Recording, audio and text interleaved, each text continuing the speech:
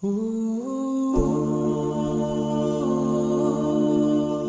الله الرحمن الرحيم الحمد لله والصلاة والسلام على رسول الله وآله وصحبه ومن والاه أما بعد السلام عليكم ورحمة الله وبركاته hurmatli ustozlar va qarindoshlar bugungi ya'ni tilni saqlash to'g'risidagi darsimizningki 4-bo'limi yolg'on so'zlash yolg'on so'zmi til bilan bo'lganlikdan bu shariatda alohida cheklangan ishlarning biri hisoblanadi yolg'on so'zlash degan munofiqlikning alomati yomonlikning asli manbai va eng nachar ayib va cho'ng qabih gunohlardan hisoblanadi Buxoriy Muslim keltirgan sahih hadisda payg'ambarimiz sollallohu alayhi vasallam shunday aytgan haqiqatan yolg'onchilik fisq fujurga boshlaydi fisq fujur insonni do'zaxga yetaklaydi inson doim yolg'on so'zlaydi ekan va shu yolg'onni lam tepib so'zlaydi ekan bu odam Allohningki huzurida yolg'onchi deb ezilib ketadi hamda yolg'onning eng qabih bo'lganlari Allah va Allohning rasuliga yolg'on so'zlash bu yolg'onchilikning ichidagi eng qabih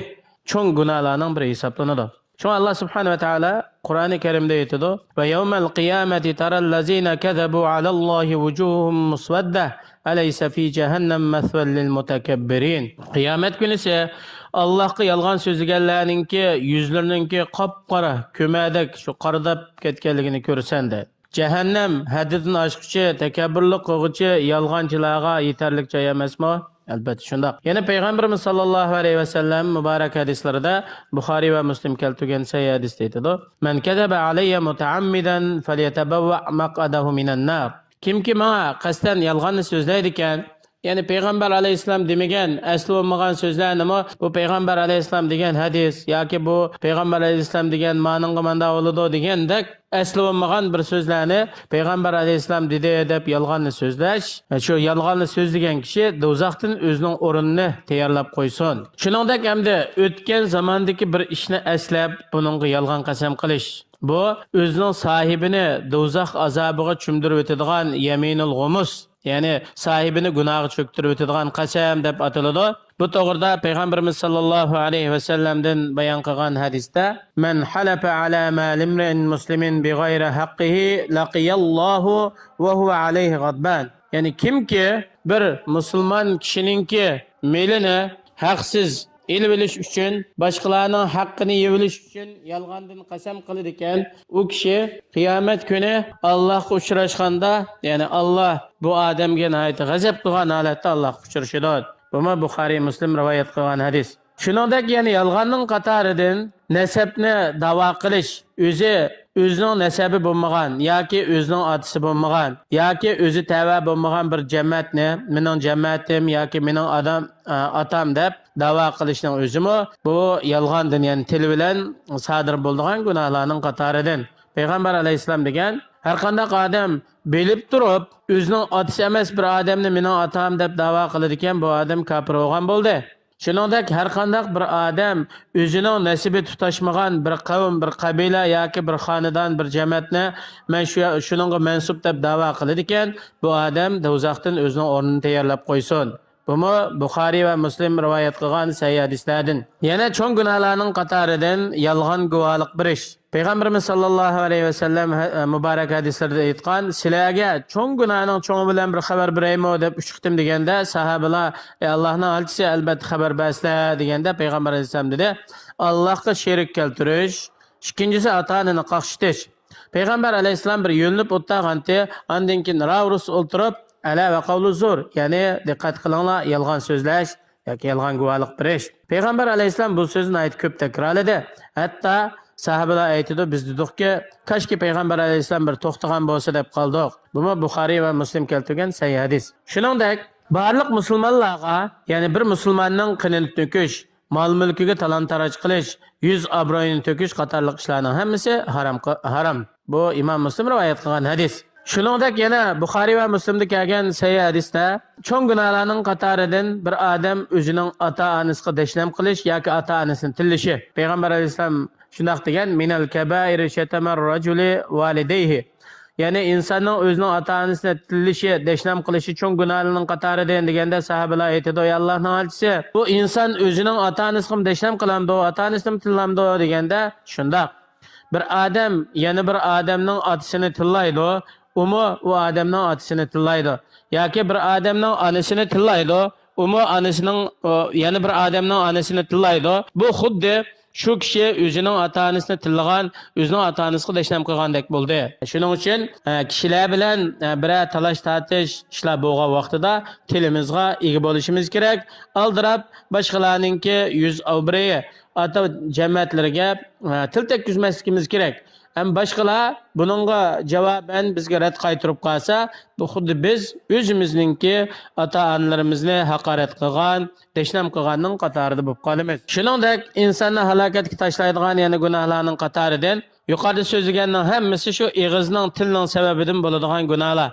O'zi mu'min hech qanday xato ishlardan, nachar ishlardan xabarsiz iffetlik ayollarga bo'xton chaplashmi, bumi insonni til orqali halokatga ilib boradigan cho'ng gunohlardan hisoblanadi. Bu to'g'rida Alloh subhanahu va taolo Qur'oni Karimda aytadi: "Innal ladzina yarmunal muhsanatil ghafilatil mu'minatil lu'inu fid dunya val akhirah va lahum azabun azim." Haqiqatan mu'min hech ishdan xabari yo'q, pak, iffetlik ayollarga bo'xton chaplaganlar dunyo oxirat la'natga uchraydi. Ular uchun oxiratdan katta azob bor. Hamda bo'xton degan bir insonda bo'lmagan bir ishni shuningda bor yoki qilmagan ishni qildi deb qaralashning o'zi bu bo'xton deb ataladi. Yana Qur'oni Karimda aytgan: "Va may yaksib xatiyatan aw isman thumma yarmi bihi bariyan faqad ihtamala buhtanan va isman mubina." Kimki bir xatolik qilib qolsa yoki gunoh ma'siyat ishlasa, inondan keyin shu xatolik gunoh ma'siyatni pak bir odamga chaplasa, bu qildi deb bu odam ochiq gunoh va cho'ng bir bo'xtonni ustiga olgan bo'ldi. Yani o'zi gunohni ishlab bo'lib, qilgan gunohni boshqalarga dönganlikning o'zi ham cho'ng gunoh ham bir bo'xtondan iborat. Shuningdek hamda tilning sababi bilan inson dunyo oxiratda azob uqubatga duchor bo'ladigan yana bir ish nima desa, g'aybat. Boshqalarning gapini qilish. Payg'ambar alayhisalom aytgan, g'aybat degan nima deganda, zikruka axaka bima yakrah. Qarindishingni yoqtirmaydigan bir ishlar bilan zikr qilish. Ya'ni bayirida oldida desang bu yoqtirmaydigan ko'ngli parishon bo'ladigan, xursand bo'lmaydigan mandaq gaplar bilan qarindishingning gapini qilishing, buning o'zi g'aybat. Bu Muslim rivoyat qilgan hadis. Shuningdek bu g'aybat Qur'oni Karimda Alloh subhanahu va taolo cheklagan cho'ng gunohlarning qatoridan. Alloh subhanahu va taolo aytadi: "Va la yaghtab ba'dukum ba'da ayuhibbu ahadukum an ya'kula lahma akhihi mayta fakarihtumuhu." Ya'ni sizlarning ba'zinglar ba'zining g'aybatini qilmasin. Sizlarning biringlar o'zining qarindishining o'lak holatda go'shini yeyishni yaxshi ko'ramdi. Albatta yaxshi ko'rmaydi, buni uch ko'radi. Da bo'lgan keyin g'aybat qilmaslik kerak. Ibn Abbas radhiyallohu anhu aytadi: "Harramallohul g'aybata kama harramal maytata." Alloh subhanahu va taolo o'zi o'lab qolgan narsalarning go'shini yeyishni harom qilganga o'xshash g'aybat qilishni harom qildi. Yana tilning ofatlaridan inson tilning sababi bilan dunyo oxiratda baxtsiz bo'ldiganga sabab bo'ladigan ofatlarning biri xaloyiqlar orasida, kishilar orasida, do'st birodarlar orasida, ayollar orasida gap to'shib, suxanchilik qilish. Şuna Allah Kur'an-ı Kerim'de aytadi: "Ve la tuti' kulla hallafin mahin hammazin meşşa'in binamim." Yani sen itibarsiz qasamni ko'p qiladigan, kishilarni masxir qiladigan va kishilar orasida gap to'shib, suxanchilik qiladigan bundaq iflos odamga itoat qilmagin. Yana payg'ambarimiz sollallohu alayhi vasallam o'zining muborak hadislarida la yadkhulul jannata nammamun muttafaqun alayh. Yani gap to'shig'ichi, suxanchilik qiluvchi odam jannatga kirmaydi. Yahya ibn Abi Kasir rahimahulloh deydi: "Bir sehrgar sehr qilib bir yilda buzanmagan bir narsani kishilar orasida gap to'shiydigan, chiqimchilik qiladigan, suxanchilik qiladigan odam bir soatga yetmagan vaqtida buzib tashlaydi."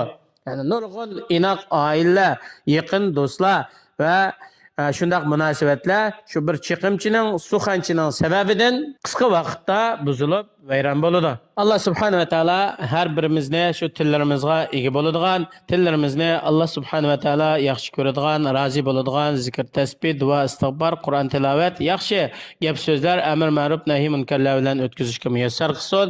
Alloh cheklagan ishlardan yiroq qilsin. Assalomu alaykum va rahmatullohi va barakatuh.